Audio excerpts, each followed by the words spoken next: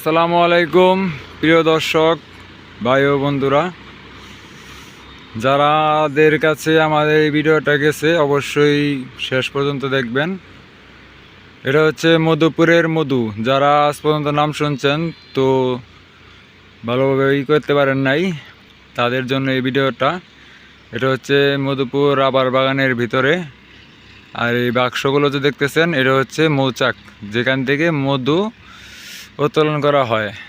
তো আজকে আমাদের এই ভিডিওতে থাকছে আপনাদের মধু কিভাবে সংগ্রহ করা হয় সেটা দেখাবো এই ভিডিওতে।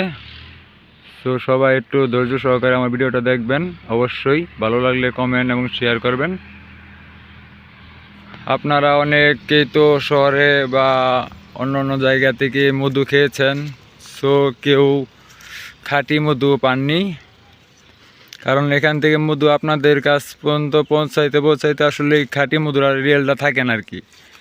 এখানে চিনি মিশানো হয় বা অনেক কেমিক্যাল মিশানো হয়। সো আমাদের এই ভিডিওতে যে এইটা দেখাচ্ছি আমাদের, তো এখানে যা আছে সব একদম খাঁটি পিওর, একদম খাঁটি মধু, যাকে বলে মধুপুরের মধু। সবাই তো বলেন যে আসলে মধুপুর মধুপুর, এখানে হচ্ছে মধুপুরের মধু। তো আপনাদেরকে দেখাবো এখান থেকে কিভাবে মধু উত্তোলন করা হয়। এই দেখছেন আপনারা এখানে এই যে চাইক, এই যে মৌমাছিগুলো দেখতেছেন, অনেক মৌমাছি। সো আপনাদের দেখাচ্ছি কিভাবে মধু ওরা সংগ্রহ করে বা করে। দেখেন এই যে সব বাক্স থেকে মধু সংগ্রহ করে এই যে এই জায়গাটায় রাখে, স্টক করে আর কি। এখান থেকে অবশ্য গাড়ি করে এই মধুগুলো আসলে শহরে বা বিভিন্ন জায়গায় এখান থেকে রপ্তানি করে, মধুগুলো এখান থেকে পাঠানো হয়। সো যারা এখনও খাঁটি মধু পাননি বা খাননি, তারা অবশ্যই আমাদের মধুপুরে আসবেন খাঁটি মধু খাওয়ার জন্য। দেখেন আপনাদেরকে দেখাচ্ছি অনেক কাছ থেকে, বলতে কি অনেক মাছি তো, সো ভয় লাগে আর কি বগলে গেতে, কাছে গেতে। যদি কামড়ায় দেয় তা তো সমস্যা। আপনারা তো জানেন মৌমাছির ফুল অনেক বিষাক্ত হয়। এগুলো কামড় দিলে বা ফুল ফুটালে অনেক রিস্ক হয়ে যায় আর কি। বেশিরভাগ কামড় দিলে মানুষ মারাও যেতে পারে। সো আপনাদেরকে আমি একটু কাছ থেকে দেখাচ্ছি। দেখেন প্রিয় দর্শক, এই যে হচ্ছে যেখানে চাইক, অনেক মৌমাছি আছে। তো ওই যে ভিতরে যে জিনিসটা দেখতেছেন, এটাতে আসলে এই সমস্ত বাক্স থেকে মধু বের করে ওটার ভিতরে রাখে। তো ওটার ভিতর থেকে পিওর করে মধুটা অনেক সুন্দর করে পরিষ্কার করে ওখান থেকে বের করা হয়, যাতে মধুর ভিতরে কোনো ময়লা বা কোনো কিছু না থাকে।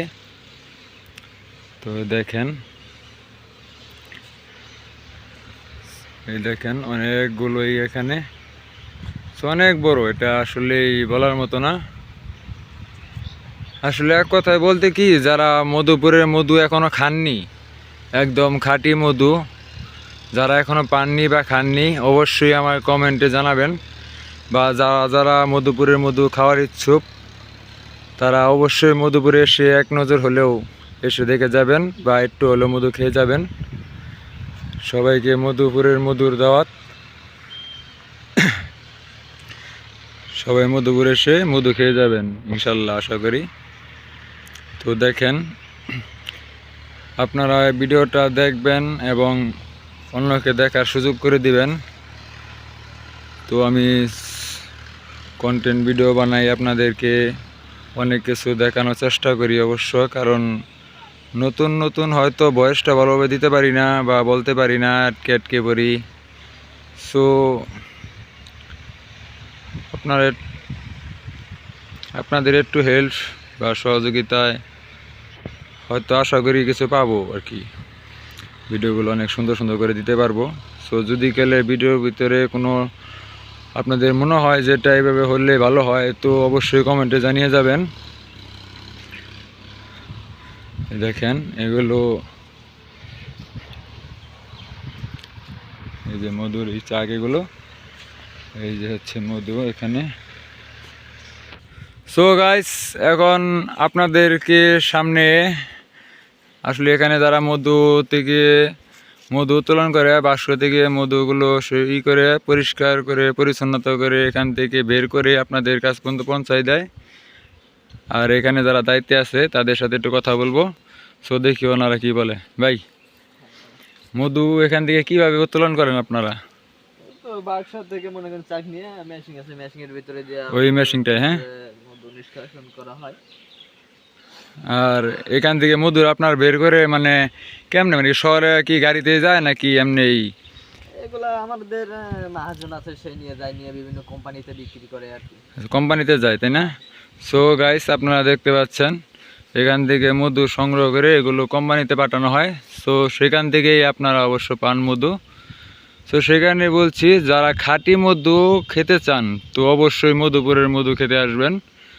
মধুপুর আসতে হবে খাঁটি মধু পেতে চাইলে, কারণ এখান থেকে যেহেতু কোম্পানিতে যায়, কোম্পানি যাওয়ার পরে কিন্তু অবশ্যই এই মধুটা রিয়েল বা খাঁটি থাকে না, সেটাতে অবশ্যই ভেজাল মেশানো হয়।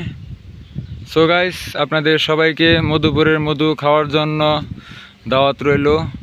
সো যাদের মধু ভালো লাগে বা মধু সংগ্রহ করতে চান তো অবশ্যই আমার কমেন্ট বক্সে জানিয়ে যাবেন। চেষ্টা করব আপনাদের জন্য কিছু আরও ভালো ভালো ভিডিও বানানোর জন্য।